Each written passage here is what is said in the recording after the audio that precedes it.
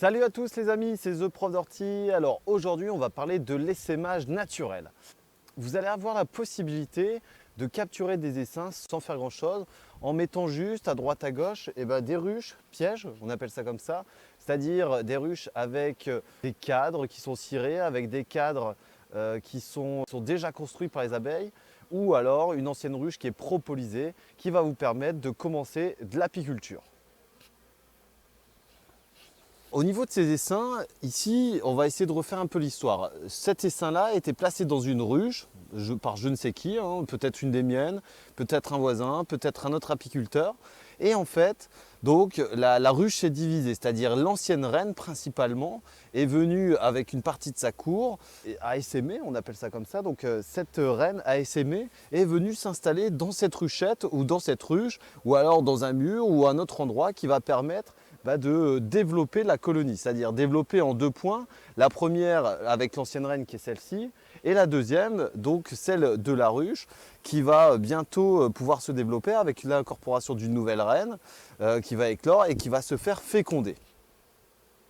De plus près, ça donne quelque chose de ce genre-là. Donc là, ici, les abeilles battent un peu le rappel pour dire, ben voilà, nous, on s'est posé là, la reine est à l'intérieur, et elles vont en fait balancer les phéromones pour dire à toutes les autres butineuses et ou toutes les autres abeilles qui se sont installées à droite à gauche, de rappliquer ici pour pouvoir commencer à bâtir, pour pouvoir commencer à rapporter du nectar, rapporter du pollen. Alors vous pouvez voir, il y a quelques abeilles qui ont les pattes jaunes. Alors c'est tout simplement des rentrées de pollen. Et vous pouvez voir aussi des plus grosses abeilles qui sont les bourdons et qui nous assurent en fait la future fécondation d'autres reines ici par ces faux bourdons.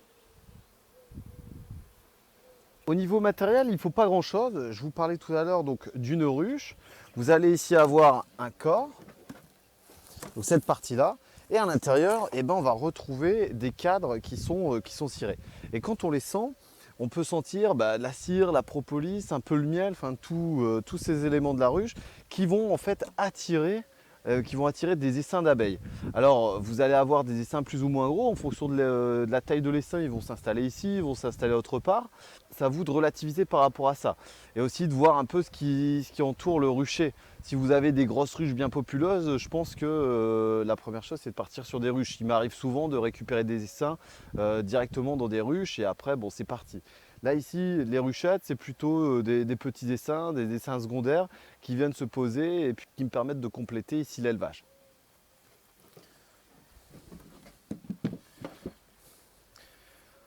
En utilisant cette méthode, voilà, vous n'avez aucun travail à faire. Le seul truc, c'est de trouver des ruches, fabriquer des ruches. Et le plus important, c'est de trouver des cadres, trouver de la propolis qui va permettre d'attirer les essaims.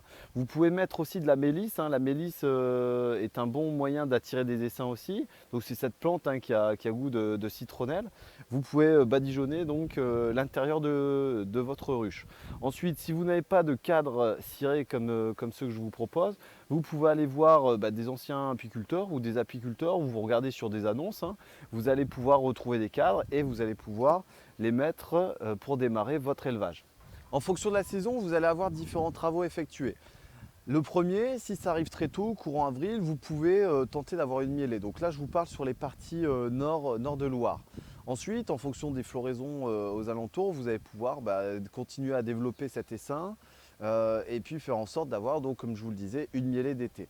Ensuite, si ça arrive courant mai-juin, je vous conseille sincèrement, c'est de développer cet essaim et de le préparer pour l'année suivante, c'est-à-dire d'avoir un maximum de couvain pour préparer l'hivernage, mais aussi de préparer la future saison en voyant comment la reine pond, en voyant quel type d'abeille c'est, si elle se développe bien, s'il n'y a pas de maladie, s'il y a tout un bon nombre de facteurs à prendre en compte. Ensuite, quand vous récupérez cet essaim, vous savez, vous connaissez maintenant le varroa, vous pouvez faire un traitement à l'acide oxalique étant donné qu'il n'y a pas de couvain.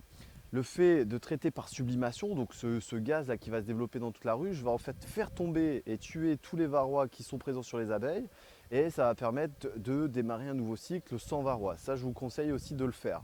Vous mélangez quelques grammes d'acide oxalique, vous le mettez dans le sublimateur et ensuite vous le mettez à l'intérieur de la ruche pendant 2 minutes et ça fera largement l'affaire. Si vous récupérez donc cet essaim de mai, de juin, de juillet. Voilà, peut-être qu'en fonction de votre situation géographique, en fonction des trous de mielet, il va falloir peut-être compléter par un léger nourrissement afin premièrement de garder l'essaim dans la ruche. Bon, généralement, s'il vient se poser, il n'y a pas de souci. Mais aussi de permettre son bon développement et d'avoir le maximum d'abeilles pour la future saison. Ça, c'est vraiment votre objectif principal. Voilà, dans pas trop longtemps, on regardera l'intérieur de cette ruchette pour voir comment se développe le couvain, comment se développe l'essaim en lui-même. Ce que je vais vous proposer par la suite, c'est également comment élever des rennes pour pouvoir justement remérer des rennes comme ça qui ont une souche un peu essaimeuse par d'autres rennes qui ne le sont pas. Voilà. Par contre, il arrive souvent qu'on récupère de très bons essaims qui malheureusement ont essaimé d'un voisin, d'un collègue apiculteur et que vous récupérez comme ça. C'était un petit tutoriel sur comment capturer un essaim dans son jardin facilement. Voilà, il ne vous faut pas grand chose, il ne faut pas avoir peur des abeilles forcément, il faut comprendre un peu leur système. J'insiste bien qu'il faut essayer de se former, qu'il ne faut pas faire n'importe quoi avec les abeilles parce que c'est quand même quelque chose d'assez fragile. Sinon, voilà, il ne vous faut pas grand chose, une petite ruchette, des cires, un peu de bon sens. Je vous laisse tout simplement continuer à regarder mes vidéos. Donc on fait à la fois du jardinage, on fait aussi sur l'apiculture, la permaculture, l'agroécologie. Je vous laisse découvrir notre Instagram sur lequel on met pas mal d'actualités photos, notre Facebook où on fait des petits concours. Justement là actuellement on fait un petit concours de miel, hein. Donc si vous voulez gagner un pot, il n'y a pas de souci. Et puis retrouvez-nous sur Twitter. Voilà, à très bientôt, c'était The Prof d'Ortie.